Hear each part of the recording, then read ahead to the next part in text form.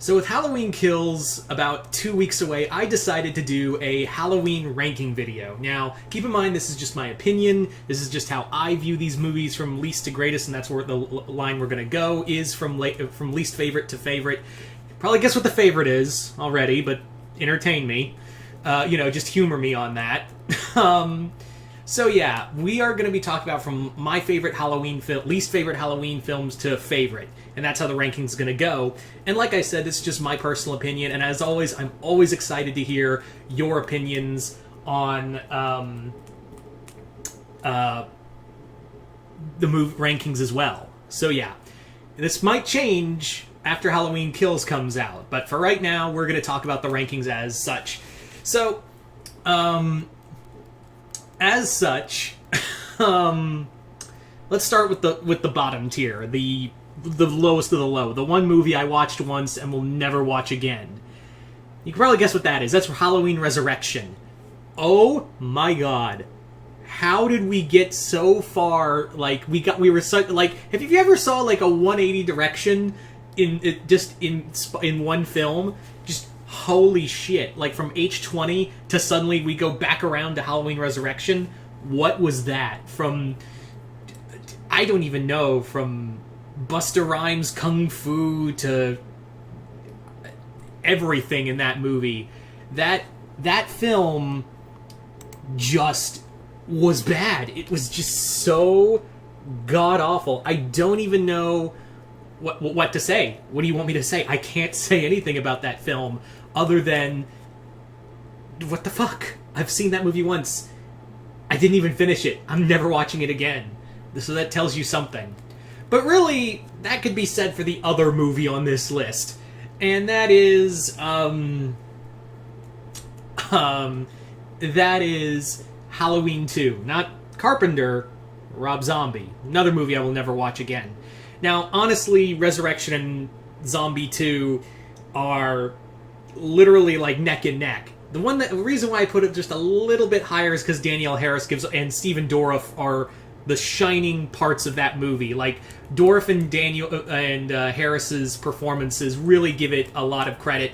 Also, Tyler Mane is a decent Michael. Not in this movie. We'll talk about that in a moment. But like, Tyler Mane is a cool Michael Myers. But on the other hand, I can't fault Rob Zombie entirely for this movie because he didn't want to do it. The Weinsteins forced him into it, and he had to make a lot of changes because of the Weinsteins.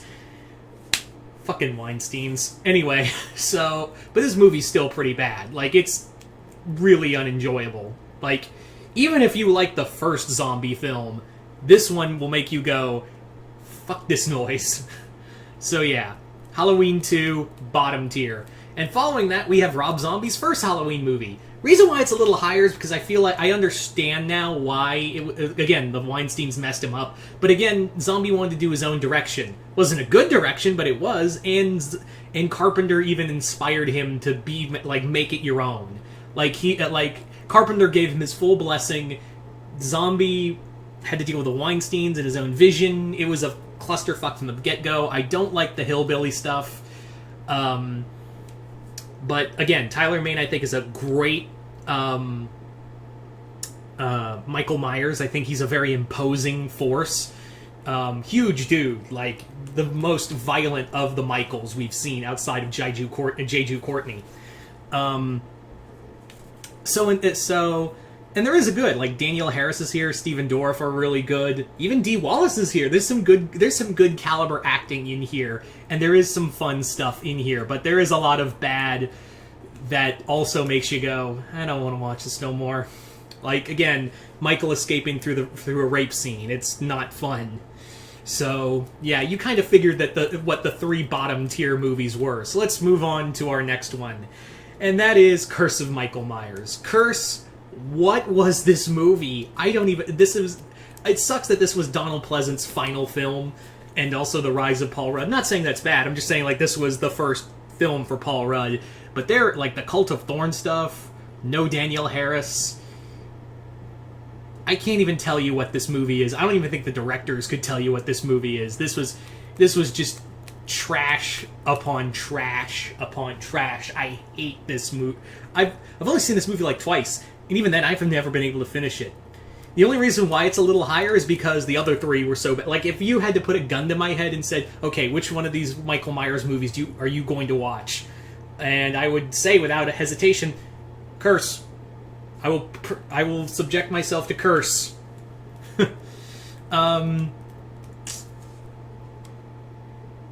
Yeah. So, there you go. Curse of Michael Myers. And following Curse, let's talk about The Revenge of Michael Myers. Talk about a movie that literally had no idea what the hell it was. Like, no, really, this movie was completely just all over the place. They didn't even, like, Mustafa Akkad admitted that he had no idea. He was just like, let's just do sequel bait. We'll get a six movie, like, in a year or so. That's totally fine. That's not what happened. So that was the problem. There were so many problems with it. Thank God for Danielle Harris being one of the best child actors. Again, you can't go wrong with Donald Pleasance. But there is, like, a lot of problems with that movie, too. The cops with the weird theme. There are some good kills, I will admit. Revenge does have some really fun kills in that movie, although the mask does suck. And there is a lot of problems, but there are some good kills. Again, you can't go wrong with Danielle Harris or Donald Pleasance. It's... Again, not good, but, like, we're slowly climbing out of the shithole. We're slowly climbing out of the shithole. So, anyway, let's talk about our next film, Halloween 2, the Carpenter one. Yeah, I know this is low on the list. I know everyone's going to be shocked at the idea of really John Carpenter's second film. That's a low one. Slow your roll. Even Carpenter admits that is not one of his best work. He felt like kind of forced into it. Also, making Jamie and Michael. Laurie and Michael, Laurie and Michael, brother and sister, was a dumb idea. Even he admits that it was writer's block and to help with a runtime when it got to TV. It was literally that. Like, it was just writer's block on top of putting it on to get extra minutes for TV movies. So therein lies the problem. There's also, like, it's a real product of its time of being, like, more in your face. There are some really good kills. Again, Donald Pleasance is great, and Jamie Lee Curtis in here. Even though sadly she doesn't get to do a lot. That's another major problem with this film. It just feels like more of the same, really. And even Carpenter admits, yeah, it wasn't my best option. So yeah. Anyway, so there you go, Halloween 2. But now we're getting into the better films.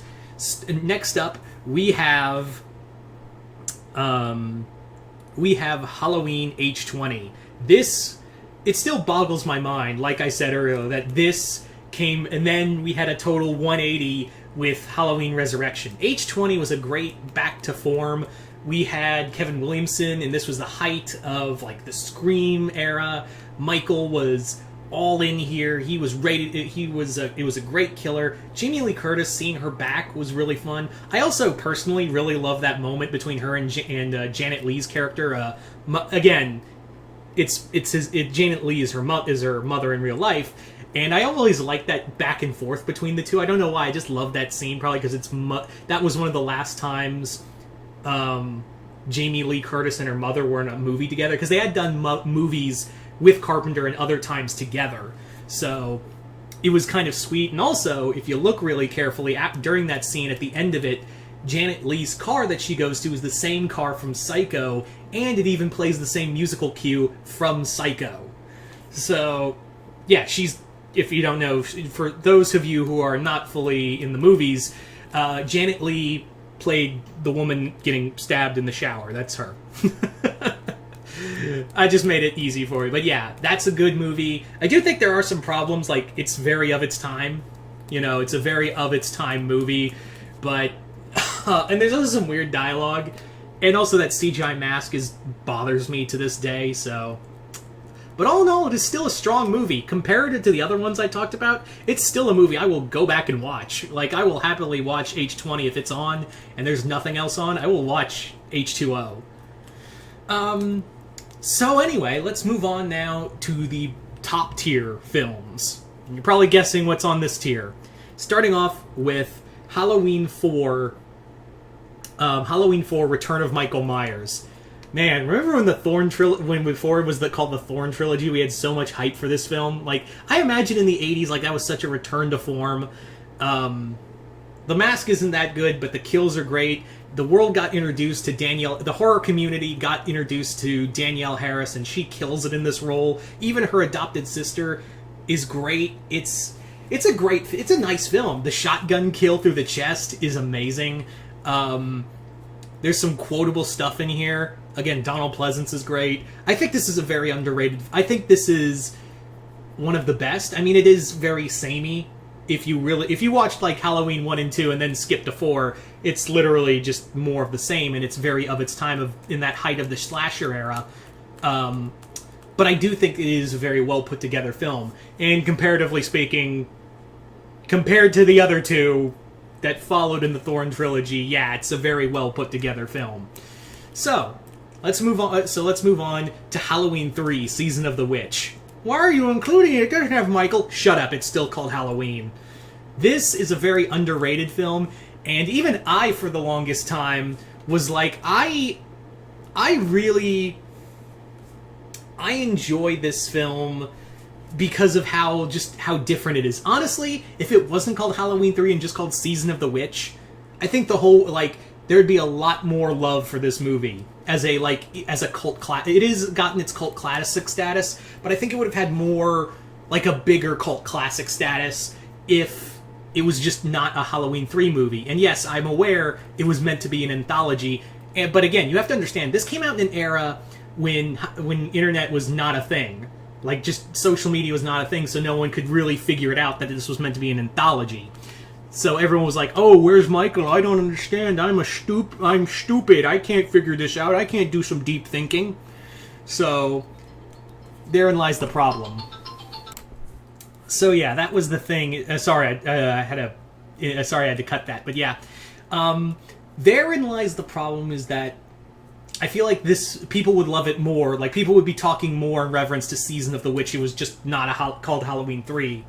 But I do think it's a really great film. I love Tom Atkins. It's such a bizarre film of mysticism and science, which I'm surprised we haven't gotten more. Has anyone else noticed that we've never really gotten a lot of films dealing with science and magic being put together? Has anyone figured that out? Like, is anyone... Like, I've seen a few places, but we've never get, like, a mass... there's never been a huge surgence of mixing science with magic. But anyway, so yeah, it's a fun movie. I think it's a really fun movie. I really enjoy it. It's just a fun time. It's bizarre, it's weird, and I like it. I really dig it. There's nothing else I could really say. So, yeah.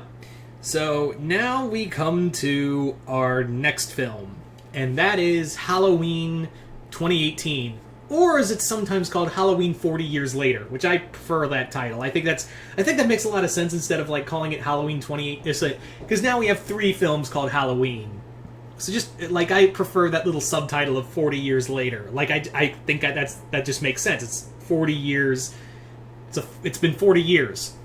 And this is a great return to form without being a return to form. Like, it's literally... What I love most about Halloween the 2018 Halloween film is that while it does feel like it's the night he came back, it still does a lot of fun, different things too. It really does put into perspective with a lot of, like, how the modern world sees the slasher, how, you know, how Laurie has had these long-term effects with Michael, and how it's affected her family. I think this is a very well